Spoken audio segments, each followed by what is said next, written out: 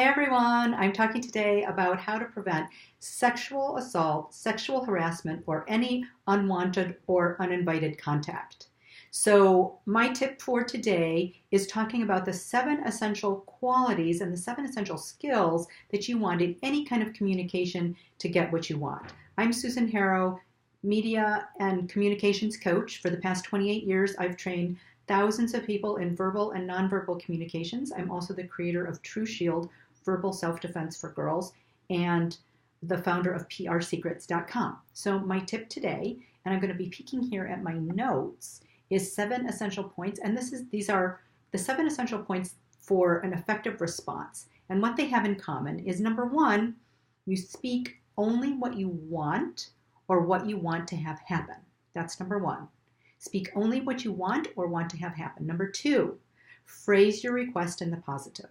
Number 3, keep a neutral tone, an open face, an open body, language, standing solid and still on your 2 feet. And this is where you use soft eyes. Okay, so these are soft eyes that I'm using right now. These are hard eyes. Okay, and probably you notice I changed my face too. Like I'm serious and soft eyes, soft face, open. Not necessarily smiling, but just open, neutral. Number 4, I'm going to just make sure I can get this to move down without stopping the video. There we go.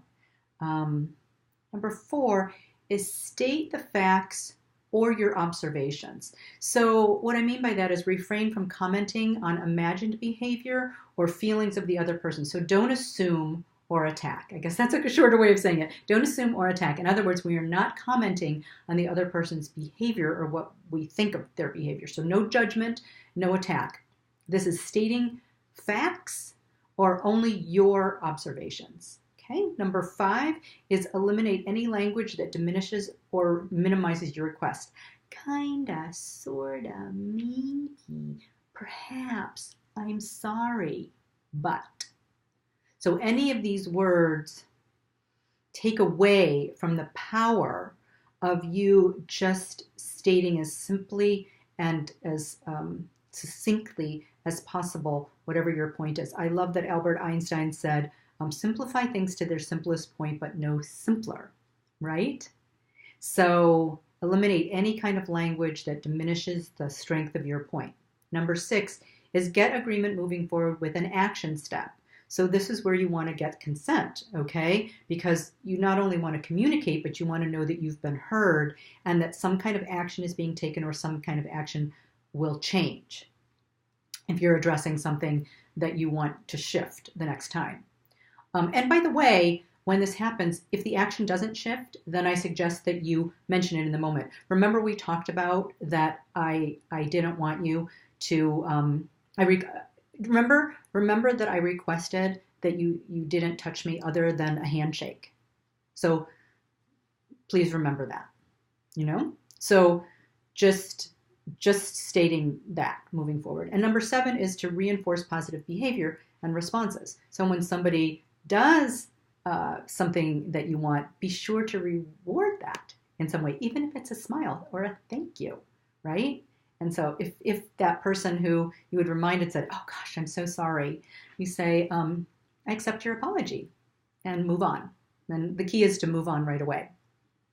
So if you want a couple of examples of that, so if it's a request for your boss, an observation of a fact would be something like, I've noticed that when I turn in a report, there are no comments on it and we don't discuss it before it's presented to our meetings. So so this is how you not attack the behavior. You didn't read or comment on my report. That's an attack, okay? So the neutral way is I've noticed that. So that's a very neutral. Okay, number 2,